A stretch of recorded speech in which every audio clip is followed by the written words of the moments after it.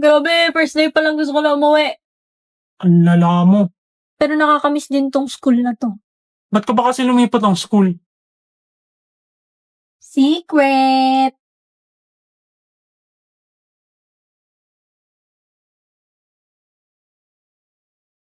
Forger. Ang cute mo talaga. Discussing shots. Ba't ganyan mukha mo? Galit ka ba? Hindi. Bakit? Ano ba yung tsura ko? Nakabusangot ka kasi. Hindi. Ganito lang talaga mukha ko. Wala nang magagawa dyan. Oo. Since birth na yan, ganyan. Ano ba kasi sasabihin mo? Pwede ka ba mamayang uwi yan? Aamin na ulit ako may gusto ako sa'yo. Ayusin ko naman. Hindi ako pwede mamaya. May gagawin ako. Marami akong gagawin. Oh. Maglalaba ako, maghugas ng pinggan, papatayin ng aso. Marami. Basta marami akong gagawin. Bukas. Di ko pa alam eh. Titignan ko pa. Sige.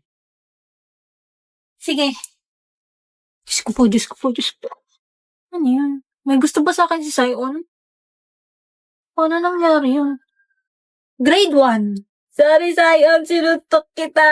Gusto ko lang naman makipag-friends. Ano tong nararamdaman ko? Hindi ako magkakagusto sa ampas lupang kagaya niya, no? Grade 3. Yes, kaklase ko ulit si Forger. Sion, yes. Magkaklase ulit tayo. Malas naman, ba't kaklase na naman kita?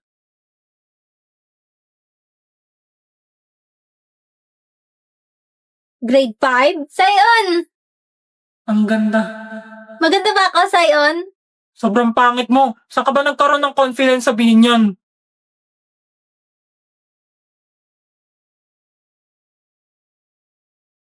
Grade 7. Sino ba yung mga maligid sa kanya? Sinabi nang huwag niyo siyang lalapitan dahil nagja-jealousy ako. Sion boy, nagsiselos ka ba? Papuntahin mo na kasi ako sa bahay niyo. Ano? Kapal naman ang pagmumukha mo para sabihin yan. Hindi ka makakatungtong sa pamamahay ko, no?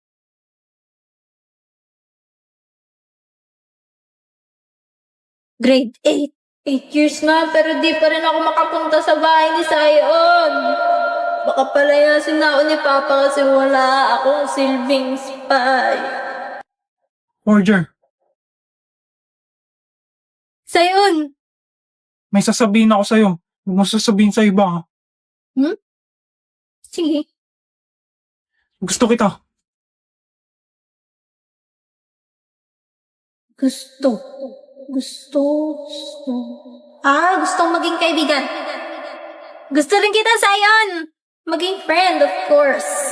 Talaga? Oo, kailan mo ako papapuntahin sa bahay niyo? Masyado pa maaga para dun.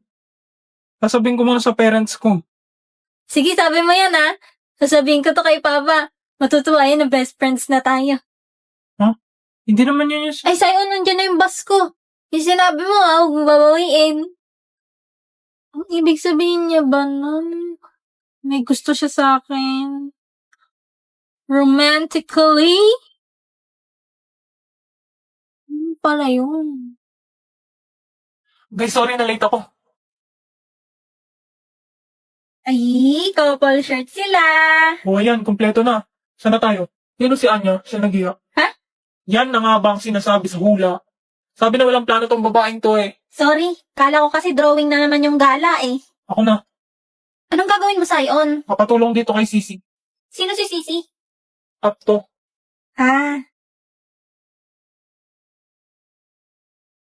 Sisi, create an itinerary for a whole day in Baguio. A day in Baguio City, a perfect itinerary. O ayan, Wow naman talagang up ng mayayaman. free lang to. We, galing naman. Free lang yan. Kaso pala, Baguio? Wala akong budget. Lilibre naman kita. Talaga? 8 a.m. to 10 a.m. Immerse yourself in the beauty of Burnham Park. Take a leisurely stroll. Rent a swan boat on the lake. Enjoy the fresh mountain air. 10 a.m. Magpicture Visit the kayo Bencat dyan. Museum, showcasing the works of national artist Benedicto Cabrera. This museum offers a blend of art, nature, and culture. 11:30 a.m. Explore Session Road, Baguio's bustling main thoroughfare. Browse the shops, grab a coffee, and soak in the vibrant atmosphere. You might find unique souvenirs and local crafts here. Afternoon, 12 p.m. Enjoy lunch at a restaurant in Session Road or explore other dining options around the city. Consider trying some pinikikan, a traditional Ifugao dish. 1 p.m. Ay, Visit the tingnan mo, Baguio may Botanical Garden. elepante. Explore the diverse collection of plants and flowers. Pinicturean mo ba And ako? enjoy the serene atmosphere. Ulit! To 30 p.m. Ang Visit sarap Lions ng View Park, libre! take in the panoramic views of the Cordillera Mountain Range. 3:30 p.m. Explore Wright Park and its surrounding areas. Take a relaxing stroll or ride a horse. Ano to? Aten ka. Baguio. Dali, tanong natin kay CJ.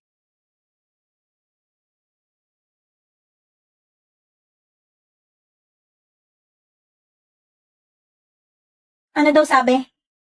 Ang sabi, I love you. Baguio.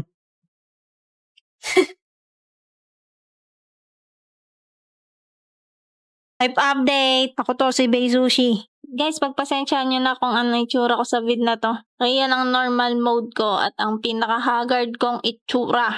At dahil medyo sumakses na nga tayo, nakakapag-rent na ako ngayon ng mas malaking space. Dati kasi sobrang sikip ng pinagbividyohan ko. Pag sasayaw ako, ayan, di ko man lang ma-stretch yung kamay ko. Tapos hindi man lang ako makatumbling ng maayos. O yan, ngayon, paldo. Kayang-kaya na tumambling. Ayan, sinimulan ko na magwalis-walis. Siyempre, lilinisin ko muna yung kwarto. Alangan naman dudumihan ko. Tapos ayan, nagmap na ako. Sinabon-sabon ko yung sahig. Dahil sobrang bagal kong mag-map, ikakwento ko na lang kung anong nangyari sa akin nung weekend. So yun, nung Sabado, nag-Airbnb kami ng mga tropa. Ang inang accent yan. First time ko mag-voice over pero legit pala talaga magiging ganito yung accent pag nagvo-voice over. Tapos nag-cosplay ako ng Levi. Levi! Oh, Levi! You're so strong! Si Levi Ackerman. Boom! Putang inang sarap!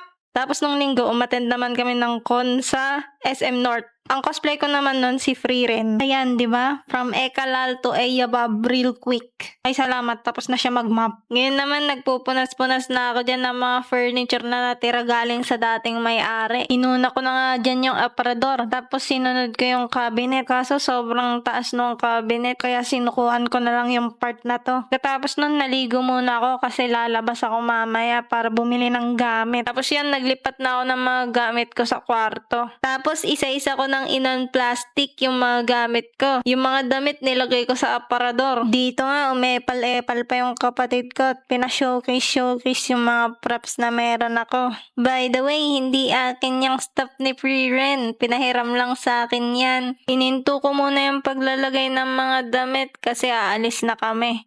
Ayan, nakasakay na ako sa motor. Nilagyan ko pa ng star yung pimple ko kasi akala ko mukhang cool pero mukha pala akong tanga. Nandito na ako ngayon sa loob ng SM at may malaking Pikachu nga dito. Ang bangis! Bumili nga pala ako. Bumili nga pala ako ng hook para may sabitan yung green screen ko. Tapos simpleng kain lang ng ramen. Uuwi na ako. Sabi ko tama na pero kung sabi mo sa akin umirit ka pa ng Ayan, nag-thirst trap pa nga siya habang may bit-bit na upuan. Pawat ka naman niya. Pagka uwi ko, tinuloy ko na nga yung paglalagay ko ng mga damit at iba pang gamit. Kaso napagod na ako kaya natulog na ako. Tomorrow is another day. Ayan, pagkagising ko, back to work agad ako. Pasensya na sa suot ko. Ang pangit ng pajama ko, boy! Tatakpan ko na lang yan kasi baka matapakan kayo ng malaki kong... Pagtapos ko nga magkabit ng mga hooks, bumalik na ako sa paglalagay ng mga gamit ko. Haba naman ng video na to.